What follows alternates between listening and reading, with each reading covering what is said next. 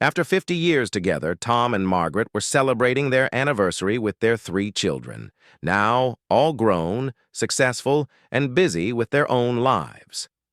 To mark the occasion, they had all agreed to a special Sunday dinner in their honor.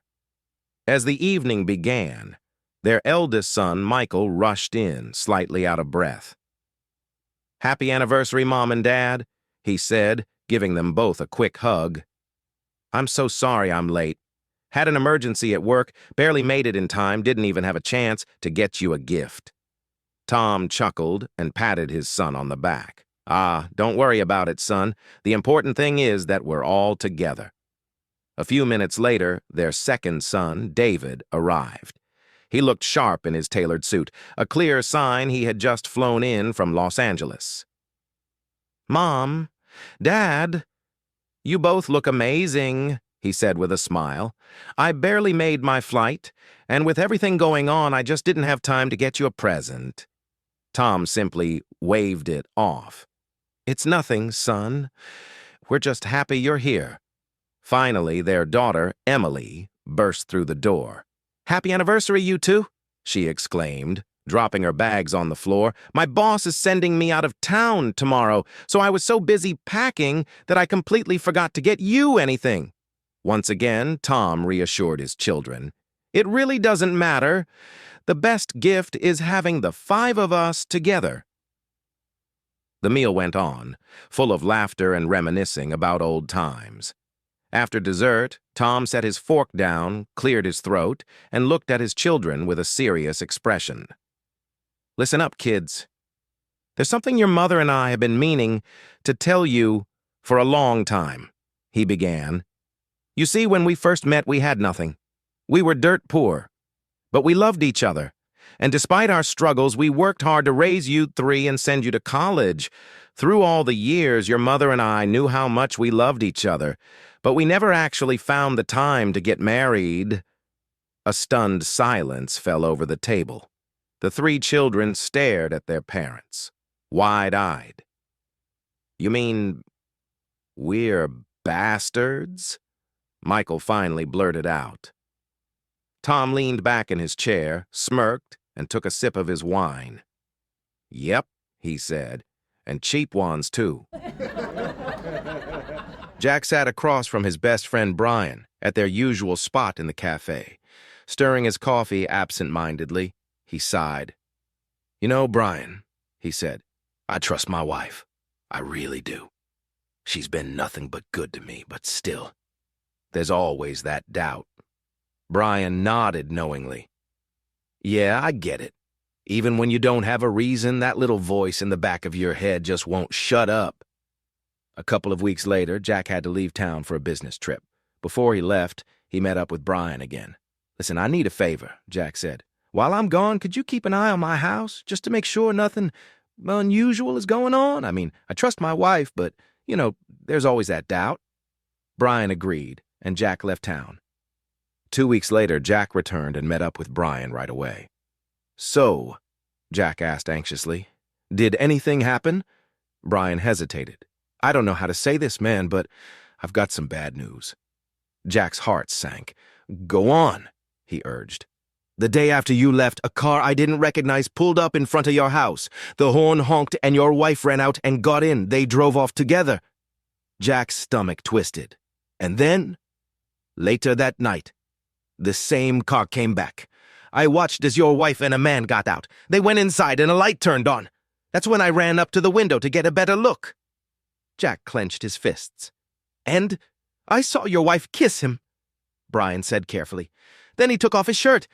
Then she took off her top, and then they turned off the light." Jack's eyes widened. "Oh, my God! Then what happened?" Brian shrugged. "I don't know. It was too dark to see." Jack exhaled sharply and rubbed his temples. "Damn, you see what I mean?" He shook his head in frustration. "There's always that doubt." Paul had always considered himself a reasonable man, but lately he couldn't shake the nagging suspicion that his wife Lisa was up to something. She'd been coming home late, smiling at her phone a little too much, and humming songs he didn't recognize. Consumed by doubt, he did what any overly suspicious husband would do. He hired a private detective. "I don't just want a report," Paul told the investigator. "I need video proof. I need to see it with my own eyes." A week later, the detective returned, holding a flash drive. "You might want to sit down for this," he said grimly. Paul's stomach churned as he plugged the drive into his laptop. The grainy footage began to play. There was Lisa, meeting a man in the park. They laughed together, their faces beaming. Then the scene changed. The two were sipping coffee at an outdoor cafe, leaning in close, lost in conversation. Cut to them twirling on a dance floor in a dimly lit nightclub, their movements light and carefree. Scene after scene played, her smiling, her laughing, her enjoying every moment with this mystery man. Paul's jaw tightened. His fingers curled into fists. He shook his head in disbelief. I just can't believe this," he muttered, his voice full of despair. The detective, glancing at him, nodded sympathetically. "What's not to believe? It's all right there on the screen." Paul exhaled and leaned back in his chair. "I can't believe my wife could be so much fun." There he was, on the side of the highway, sweating under the afternoon sun, struggling to change a stubborn flat tire. His face was flushed, his hands were covered in grease, and his once white shirt now looked like an abstract painting of smudges and sweat. His tie hung loose, a casualty of his increasing frustration. Standing beside him was his wife, Claire, immaculate as always. Not a hair out of place, her crisp blouse untouched by the grime of the situation. But what she lacked in physical involvement, she made up for in guidance. "You're turning it the wrong way," she insisted. "I think that Jack should go a little more to the left. Are you sure that's tight enough? It doesn't look tight enough." Jake exhaled sharply and wiped his forehead, only to smear more grease across his face. Just then, a kind-hearted motorist pulled over and stepped out. "Hey there," the stranger said. "Looks like you're having some trouble. I've changed plenty of tires. Maybe I can lend a hand?" Jake looked up, eyes filled with exhaustion and silent desperation. Then he motioned toward his wife. "You sure can?" he said, his voice heavy with defeat. "My wife is an expert, too. If you could just do all the arguing with her about how this tire should be changed, I'll focus on getting the job done."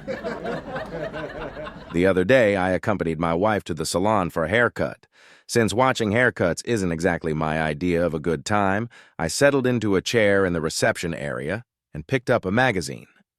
Flipping through the pages, I came across an article that caught my interest. Not wanting to lose it, I approached the receptionist.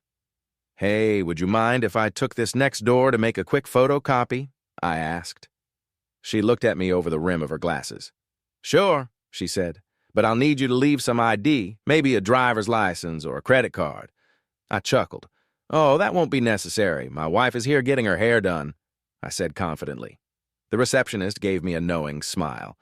"Yes, I know," she said, "but I need something you'll actually come back for." A man was sitting in his favorite chair, peacefully reading the newspaper, when whack! His wife smacked him over the head with a frying pan. Stars danced in his vision as he clutched his head. "What the hell was that for?" he demanded. His wife stood over him, arms crossed, her face a mix of fury and suspicion. "I found a piece of paper in your pants pocket with the name Jenny on it," she snapped. The man blinked, then sighed in relief. "Oh, that? Honey, last week at the races, Jenny was the name of the horse I bet on." His wife squinted at him for a moment, then, realizing her mistake, lowered the pan. "Oh, I see. I'm so sorry," she said sweetly before going back to her chores.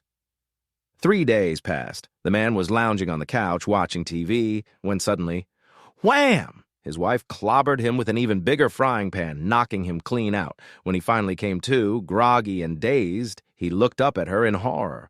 "What the hell now?" She glared down at him, hands on her hips. "Your horse called." A well-dressed man and woman were enjoying a quiet, elegant dinner at a fine restaurant.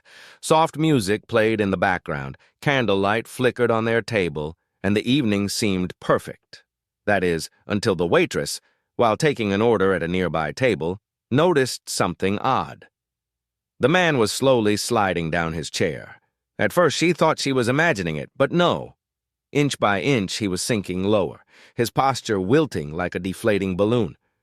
Within moments, he had completely disappeared under the table. Strangely, the woman across from him remained perfectly composed, sipping her wine as if nothing had happened.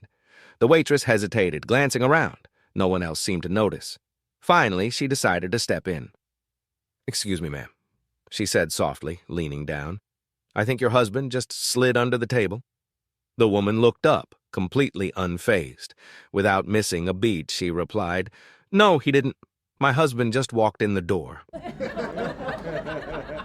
One evening, after an office party, a man offered to drive his slightly tipsy secretary home. Knowing his wife's jealous nature, he decided it was best not to mention the little favor. Later that night, he was driving his wife to a fancy restaurant when, out of the corner of his eye, he spotted something under the passenger seat, a stiletto-heeled shoe. His blood ran cold.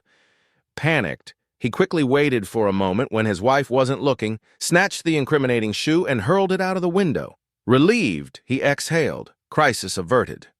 The rest of the drive went smoothly until they arrived at the restaurant. As they stepped out of the car, his wife suddenly stopped, frowning. "That's strange," she muttered, glancing down.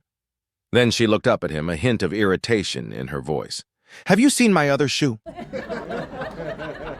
At a construction site, a bricklayer had a habit of loudly complaining about his lunch every day. "I'm sick and tired of getting the same old thing," he grumbled one afternoon, slamming his lunchbox shut. "That's it! Tonight, I'm setting my wife straight." His co-workers chuckled, but were eager to hear how the confrontation would unfold. The next day, they could hardly wait for lunch. As soon as the break bell rang, they gathered around. "So," one of them asked, "did you tell her?" "You bet I did," the bricklayer boasted. "I said no more of the same old stuff. Be creative. We had one heck of a fight, but I made my point clear." With a triumphant grin, he popped open his lunchbox, only for his face to fall. Inside sat a coconut and a hammer. One afternoon, a man pulled into his driveway and was immediately struck by chaos. His 3 children were outside, still in their pajamas, happily rolling in the mud. Empty food boxes and snack wrappers littered the front yard like confetti after a parade. His wife's car door was wide open. So was the front door. Frowning, he stepped inside and was met with utter mayhem. A lamp lay knocked over. The throw rug was balled up against the wall. The TV in the living room blared cartoons at full volume, while the family room looked like a tornado had hit it. Toys, clothes, and general debris were everywhere.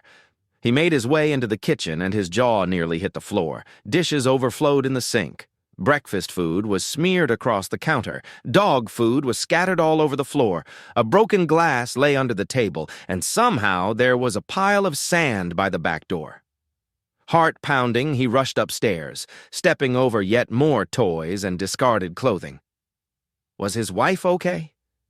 Was she sick? Had something terrible happened? He found her in the bedroom, perfectly fine, lounging in bed, still in her pajamas, peacefully reading a novel. She looked up, smiled warmly, and asked, "How was your day?" Dumbfounded, he stared at her.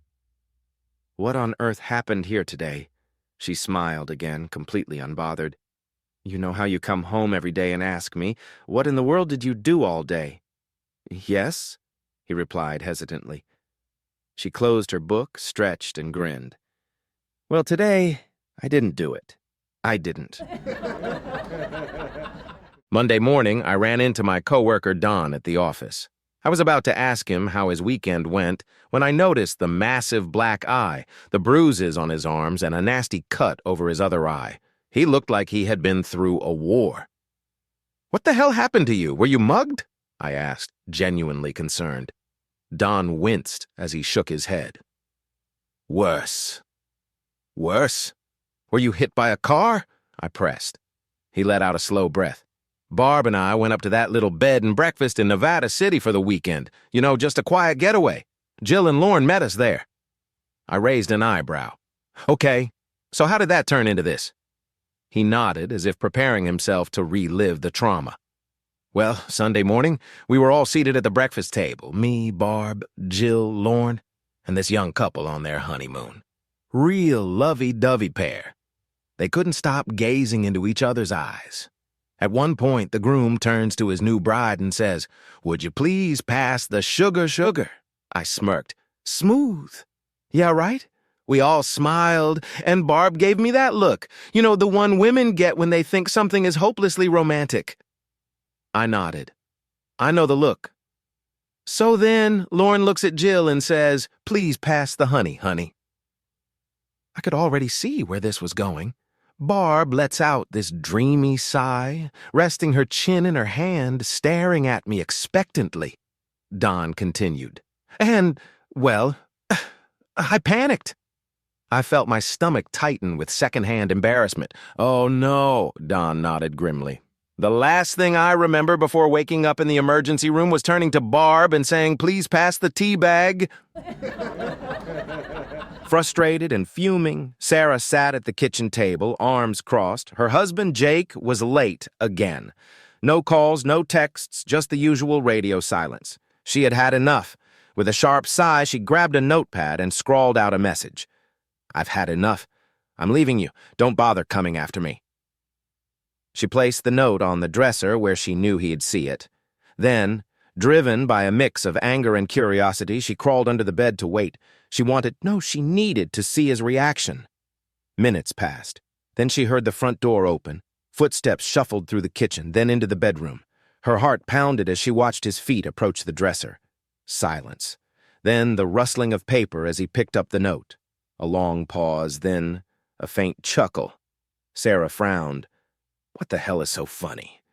She watched as Jake grabbed a pen and scribbled something on the note. Then he reached for his phone and dialed. Her breath hitched as he spoke.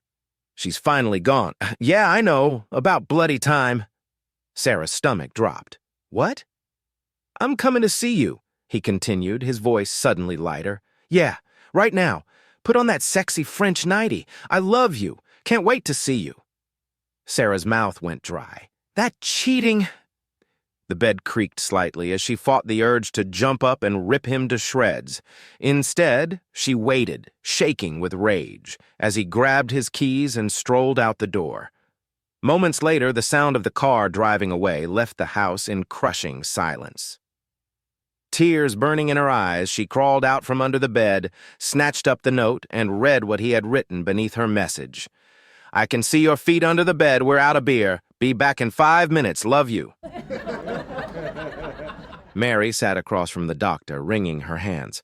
"Doctor, I don't know what to do. My husband's temper is out of control. Every day, he just snaps over the smallest things. It's really starting to scare me."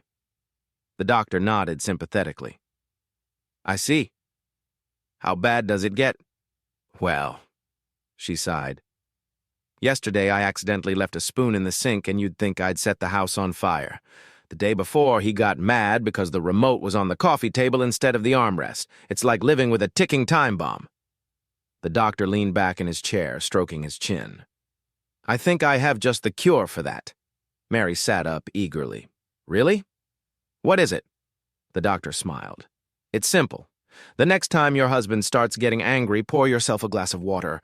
Take a sip and start swishing it around in your mouth. Keep swishing and don't swallow until he either calms down, leaves the room, or goes to bed."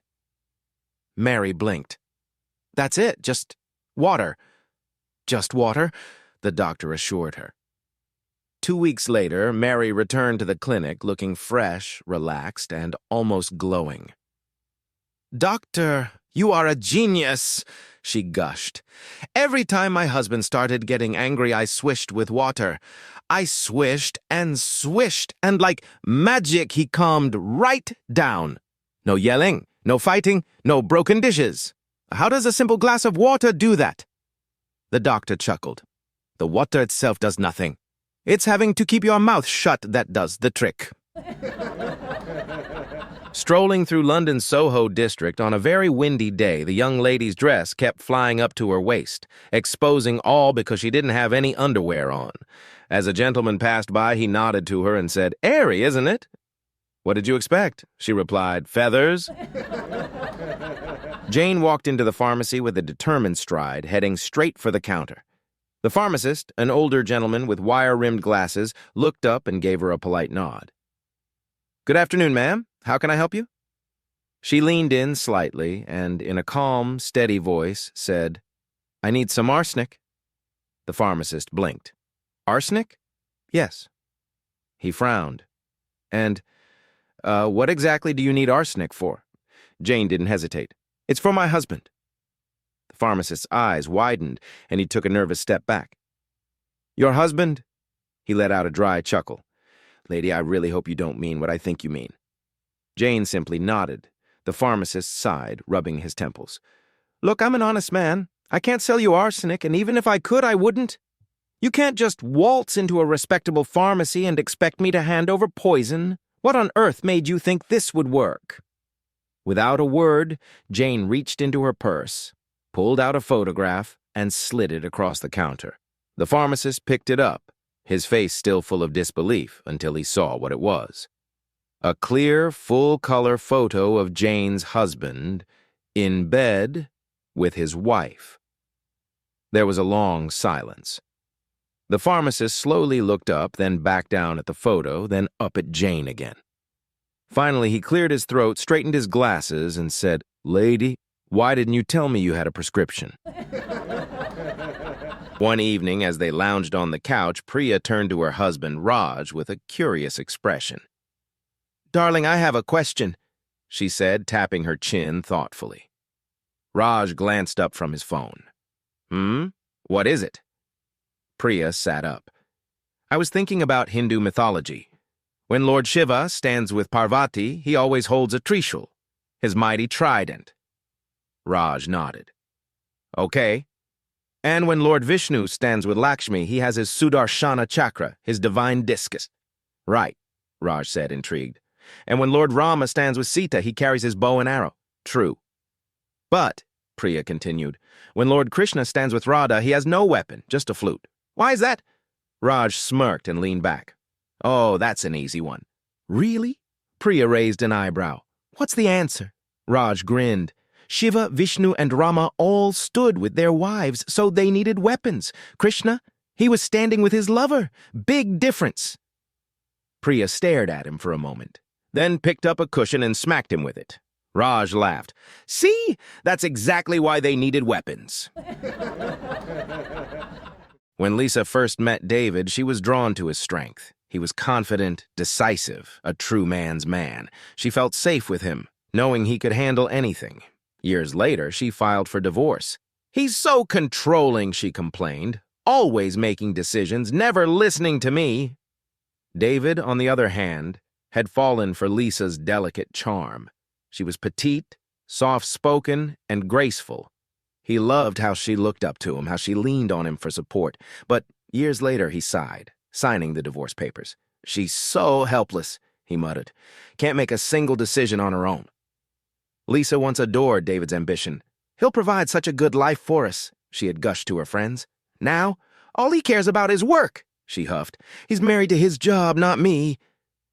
David had loved how Lisa reminded him of his mother. Warm, nurturing, familiar. But time had a cruel sense of humor. "She's turning into her mother," he groaned one evening. "And that woman drives me crazy." Lisa had fallen for David's infectious energy. He was always happy, always romantic, always ready to surprise her. But years later, she rolled her eyes. "He's so irresponsible. All fun and no planning. It's exhausting."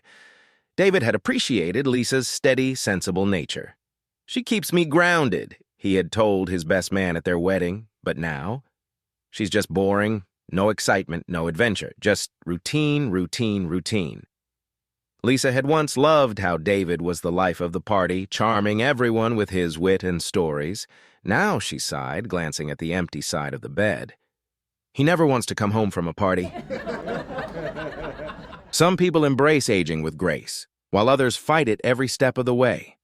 Andy's wife, Linda, was firmly in the second camp. Determined to defy the passage of time, she went on a shopping spree and returned home with an entire arsenal of expensive miracle beauty products, each one promising to turn back the clock. After spending nearly an hour in front of the mirror, Dabbing, patting, and blending, she finally admired her reflection. Flawless. Feeling confident, she turned to Andy, who was casually flipping through the newspaper. "Darling," she purred, striking a pose, "be honest. If you didn't know me, what age would you say I am?" Andy glanced up and studied her carefully. "Well," he said thoughtfully, "judging by your skin, I'd say 20, your hair, 18, and your figure. Maybe 25? Linda beamed.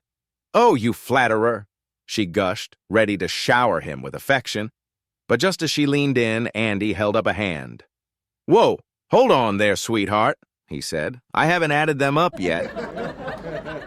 John had always struggled to remember important dates, especially his wife Sarah's birthday and their anniversary. After years of forgetting, followed by nights spent sleeping on the couch, he finally came up with a foolproof plan. He opened an account with a florist, provided them with the special dates, and arranged for flowers to be delivered every year like clockwork. Each bouquet would arrive with a heartfelt note signed, "Your loving husband." It was perfect. No more last-minute panic, no more icy glares from Sarah, just effortless romance. And for a while it worked beautifully. Every year Sarah's eyes would light up when the flowers arrived. "Oh, John," she would sigh, hugging him, "you're so thoughtful." John would smile proudly, secretly relieved that he'd outsmarted his own forgetfulness. But then, one evening, John walked through the front door, kissed Sarah on the cheek, and casually remarked, "Nice flowers, honey. Where'd you get 'em?" Recently, I started having trouble with my light switch. No matter how many times I flipped it, the light refused to turn on. Frustrated, I called the building maintenance guy, hoping for a quick fix. A few minutes later, an old, grizzled Chinese man arrived. He inspected the switch, flipped it a few times, and nodded. "Switch is fine," he said, "but not working." I frowned. "Well, yeah, that's the problem." He stroked his beard thoughtfully. "This is not a job for just one person. You need more people to help." Confused but willing to try anything, I called my wife over. She pressed the switch. Still nothing. The maintenance man shook his head. "More people." So I got my son and daughter involved. Still no luck. "Many more," he insisted. Luckily, the neighbors were home. After a quick explanation, they joined in too. Now there were 11 people in my living room, plus the maintenance guy, all pressing their hands to the light switch. "Now try," he said. I flipped the switch, and to my amazement, the light turned on. Flabbergasted, I turned to him. How did that work when nothing else did? With a wise smile, he simply replied, "Many hands make light work." One afternoon, a man strolled into a pet shop looking for something special. "I want a pet that can do everything," he told the shop owner. The owner smiled. "Well, how about a dog? Loyal, smart." The man waved him off. "Come on, a dog? That's so basic." The owner thought for a moment. "All right, how about a cat? Independent, graceful." The man shook his head. "No way, a cat just naps all day. I need a pet that can do things." The shop owner scratched his chin, then his eyes lit up. "I've got just the thing, a centipede." The man blinked. "A centipede? You think a bug is going to impress me?" "Trust me," the owner said with a knowing smile. Skeptical but curious, the man took the centipede home. The moment they arrived, he decided to put it to the test. "All right, little guy, clean the kitchen." The centipede scurried away. 30 minutes later, the man walked in and nearly dropped his coffee. The kitchen was spotless. Dishes washed and put away, counters gleaming, even the floor was waxed to a high shine. "Wow," he whispered. "Okay, let's see what else you got." He pointed to the living room. "Tidy that up." 20 minutes later, he walked in. The furniture had been dusted, the carpet freshly vacuumed, and even the plants were watered. The man leaned against the wall, stunned. "This is incredible! You really are a pet that can do everything!" Feeling lucky, he grabbed his wallet. "All right, last test. Run down to the corner store and grab me a newspaper." The centipede gave a little nod and scuttled out the door. The man leaned back in his chair, waiting. 10 minutes passed. No centipede. 20 minutes. Still nothing. 30 minutes. Now he was getting annoyed. "Where the heck is he?" 45 minutes later, he couldn't take it anymore. He stormed to the front door, yanked it open, and there was the centipede just sitting outside. "Hey! the man snapped. "I sent you to the store almost an hour ago. What's taking so long?" The centipede looked up, exasperated. I'm going. I'm just putting on my shoes."